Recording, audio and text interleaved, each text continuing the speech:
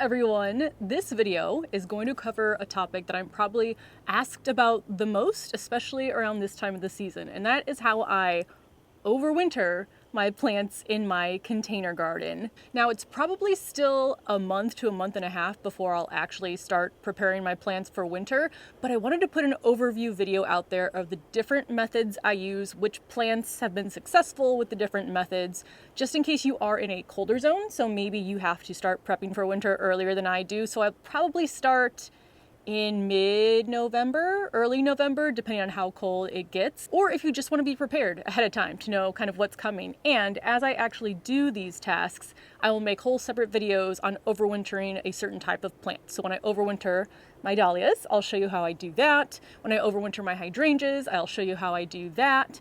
And obviously this is all going to be very specific to my environment, so I'm going to give you as many details as I can about my environment, and then you can hopefully apply that to yours as well. So first things first, my growing zone. My growing zone here in Chicago is 6A, and we have been 6A even before the shift in the growing zones. What was that, last year now?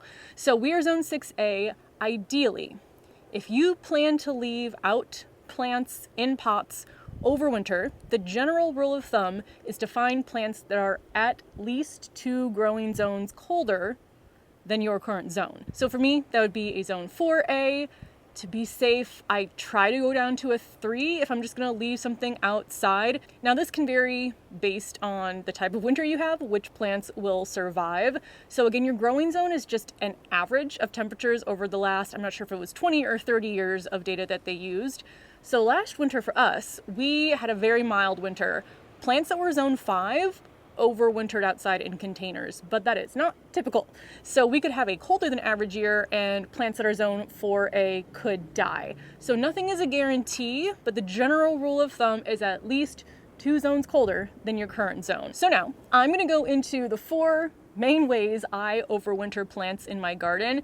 We moved here in 2020, so some of the plants I've been overwintering since the winter of 2020, and they're still coming back each year. So I'm going to go through the different ways I overwinter, the plants that I have been successfully able, oh, there's one of my pigeon friends, I haven't seen them. The plants that I have been able to successfully overwinter in those ways, and I will talk through those options. And then, like I said, when I actually go through and do the specific plants, I will go much more in detail than I'm going to go right now. The first way that I overwinter is by doing nothing. The plant stays where it is, the container stays where it is. I don't offer any extra protection. And that is mostly for my elevated beds because I can't move them. They are too heavy once they're filled with soil and plants. I can't scooch them anywhere on the deck. So any plants that are in there are going to stay in there, and hopefully they survive until next spring. So the plants that have survived so far this way are some echinacea. I think I planted 5 or 6 in my center raised bed last year. 3 of them I think survived, so some did, some didn't. My 2 rudbeckia that I had survived, and I transplanted them to a different raised bed, which I'm probably going to have to remove them because they're now taking over. And then milkweed has come back. I'm trying to think if there is anything else that I 100% have successfully overwintered by not moving anywhere. Now, as an example of how different each winter can be, the pansies in my elevated beds came back. And I don't mean they reseeded. I mean the pansies themselves, the leaves stayed green, they rebloomed in spring. That would not have happened in previous winters. In fact, I would leave them out in previous winters and they would die, but it did last winter. So again, keeping that idea of winters may vary. A lot of this information is just based on general averages. But honestly, those I think are the only things that have 100% survived with me not moving them, not offering them any other sort of protection. So that doesn't work for the majority of my plants. My next method of overwintering, I still leave my plants in the garden, but I move them next to the house. So I will do this with any container I can move. That's why I love that I have a lot of things on wheels now. So by moving your plants up against your house, that's going to give them just a little bit of extra protection. So mine, I will usually put in a corner so it has 2 walls around it.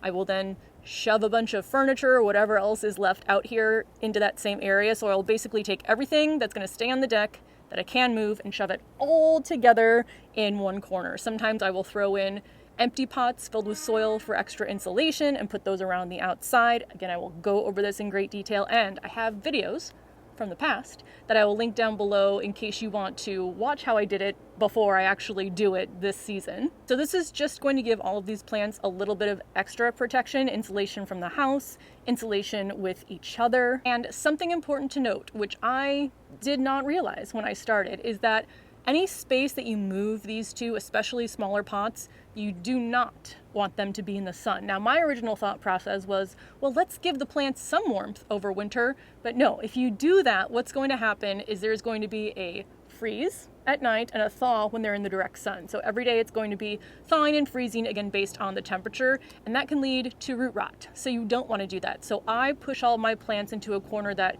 gets the most shade, so the temperatures are the most stable and there isn't that freezing thawing effect on the plants. So this is why I choose this corner, because there's not a lot of sunlight here. On the front deck, I also choose the same corner, like mirror imaged, and that's what I've done since 2020. So the plants that have survived, whether I still have them in the garden or not due to other reasons, my raspberry bushes, the two that I have left out every winter. I don't put anything over them. Again, I just shove them into the corner and then shove everything else up against it.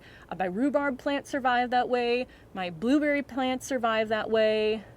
I'm trying to think if there's anything else that survive that way, but I think those are the main plants that have consistently, for more than 1 year, come back year after year by just moving them up against the house. The third way that I overwinter my plants is in a plastic greenhouse. I actually did not do it last winter because I had enough space in the garage to move the plants down there, but I have more perennials, and some of my perennials are getting too large for me to carry down. So I will set up a plastic greenhouse. I actually got a larger one for this year as my plant collection continues to expand. I set it up in this corner, so any of the plants that are out here, I'll put the ones that I want a little bit of extra protection into the plastic greenhouse. I will keep that zipped up throughout the winter.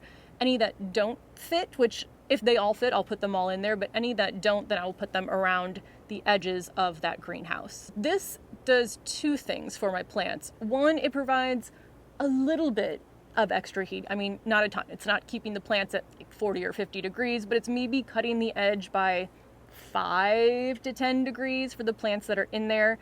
But what's most important is that it's protecting them from the rain. Because despite all of this talking about overwintering, what has killed more of the plants that I've left outside unprotected in my garden is the cool spring constant rains, more so than the actual cold temperatures. And I've kind of figured this out because I will have plants that I've left outside that will start to bud in spring. The bulbs will start to sprout above the soil in spring. We won't have a cold snap, so the temperatures will still be increasing at a normal rate, but we will get so much constant rain that the soil in my pots does not dry out, and the plants that are starting to bud, the bulbs that are starting to peek above the soil, stop growing. And then eventually the stems get wrinkly, or I tug on the leaves and they come right off of the bulb, which means the plants have rotted due to too much moisture, because plants need oxygen, even though they do need water. So what I have dealt with the most in terms of keeping plants alive over winter has actually less to do with the cold temperatures and more to do with the amount of rain we get in early spring. So that has been my biggest struggle. So providing some sort of protection from the rain has been very important in getting more of my plants to live. Now, the plants that I've mentioned so far, like my raspberries, my echinacea, my blueberries, my rhubarb, those were just exposed to the snow and the rain over the spring, but they are in larger containers, so I think that has helped. The raised beds are obviously large. The containers for all of my raspberry and rhubarb were at least 16 to 20 inches, somewhere in that range. So there was more soil in there to absorb the water. I think that's probably why those have survived. So what I will put in this greenhouse are plants that maybe I've had that issue with where they've budded up in the spring and then died from root rot, which has been roses, it's been a couple of my hydrangeas, it has been bulbs. So if I have pots of bulbs that I can move, I will put them in the greenhouse. I do plant bulbs in my raised bed. I have killed them many times due to root rot, but I'm still trying again, and I will tarp those. So because I can't move my raised beds, they will be covered with a tarp just to keep the moisture out. So I'm going to play around with a few different things to see if I can decrease the amount of plants that I lose to rotting. But that's what I'll put in here. So when I'm looking around my garden, any of my perennials are getting a bit larger, so too large for me to carry down to the garage, because the garage is at ground level. We are 3 stories up, so I have to bring them through the house and down, which for the most part, like I'm looking at my hydrangeas over here, those are still small enough. Some of my other plants are a bit larger. Those I will put in the greenhouse if they're too heavy to carry downstairs. Now, as a solution to this, I have stopped using super heavy pots so I can transport most of my plants, but if they're in too heavy of a pot to carry downstairs, the plant is too large. As my hydrangeas get a little bit larger, they'll be shoved in the greenhouse. I'm still playing around with this, so I don't have as many years of success to weigh this against and see, does it actually work, does it not? But I will plan to do that with any of my plants that maybe will still fall into that like zone 4, maybe pushing zone 5, but for the most part, I really need to protect them more from the rain. So that's my plan for that. And then the last way that I overwinter is carrying plants down to the garage. The garage will provide the most protection for my plants. I don't think I've ever had a plant die that I've overwintered in the garage because it's protected from the cold and also the moisture. Now, something very specific about our garage that I have to mention, but really only impacts one of the plants that I choose to overwinter there, is that it is heated to 40 degrees over the winter. The only plant that matters for are my dahlias. So dahlia tubers, they want to be stored at between like 40 to 50 degrees. And I find that that's not a common temperature to have somewhere in your house. Maybe if you have like a cellar or a basement that stays that cool.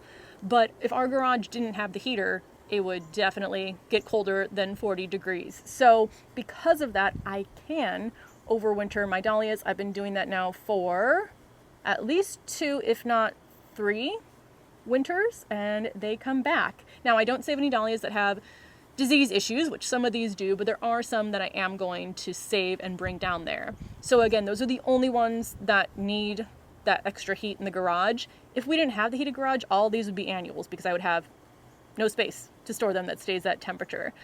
So the other plants that I have stored in the garage that have survived, but again, I would have put them there anyway without the heater and they would have done just fine, are my apple trees, my peach tree, my hydrangeas. All of my hydrangeas were in the garage last year. I'm trying to think. Oh, I did store a rose in the garage last year. I'm trying to think what else I might have had. But basically, any perennial I carried down last year and that was in the garage survived winter. If you don't have a garage, but you have a shed or some other enclosed covered space that's not necessarily heated, I think that all those plants I mentioned, except for the dahlias, should do fine there as well. If you want to add a little extra insulation, either by, again, shoving other pots that are empty with soil but no plants in them up against it, using burlap. I know some people use like packing peanuts and foam, so anything that might provide a little bit of extra insulation can definitely be helpful. Something I want to mention that I've been asked about is that 40-degree temperature not cold enough for certain plants that need chilling hours? So some plants do need a certain number of chilling hours over the winter in order to bloom again the next year. I have a whole video on the specifics of chilling hours, but the audio is off. I will link it down below in case you want to watch it. I will probably re-record it this fall as well. But again, something that I thought was very different than how it actually ended up was I assumed chilling hour temperatures were below 32 degrees. So if like my hydrangeas, for example, needed chilling hours, they'd have to sit out below 32 degrees. That is not true. The range for chilling hours is actually between 32 and 50 degrees. And what falls in between there? 40 degrees. So my garage is actually also the perfect place to still get my plants the chilling hours they need. So it's warm enough to keep my dahlia tubers alive, but cold enough to get the chilling hours that the rest of my perennials require. So those are my 4 main ways. Again, either leaving them out on the deck and doing nothing. They stay in their spot, they stay uncovered. Second is moving them to a protected area on my deck, still staying outside, but pushed up against the house. Third is either in a plastic greenhouse or I tarp some of my beds, again, mostly for moisture protection, but it does cut the chill just slightly. And then the fourth is the garage.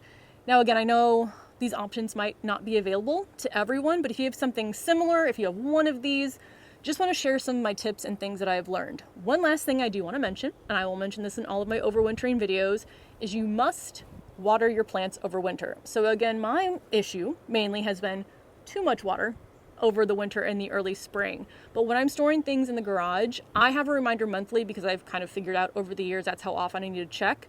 If the top of the soil is still a little bit damp, I won't water. If it's not, I'll water my plants. So I'm probably watering them maybe 4 to 5 times over the winter, because if they dry out completely, they will die. If they stay too wet outside, they will also die. So gardening is all about finding that balance. When I put the plants in the greenhouse 2 winters ago, the greenhouse stayed so humid, I did not have to water them throughout the winter. The soil stayed damp, not too damp that it killed them. So I watered the plants, I put them in the greenhouse, and that was all that I had to do. I do still go out and check just in case the years are a little bit different, but that worked out really well. So those are my overwintering methods, the overview of how I overwinter. I will link down previous year's videos on specific plants below. I will also, again, make sure to do separate videos on each type of plant that I'm going to overwinter. But if you have any questions now for me that I haven't covered yet, leave them in the comments below and I will answer them down there. And also, if you have any other overwintering tips, leave them down below. So that's going to be everything for this video. Thank you so much for watching, and I will see you in the next one. Bye.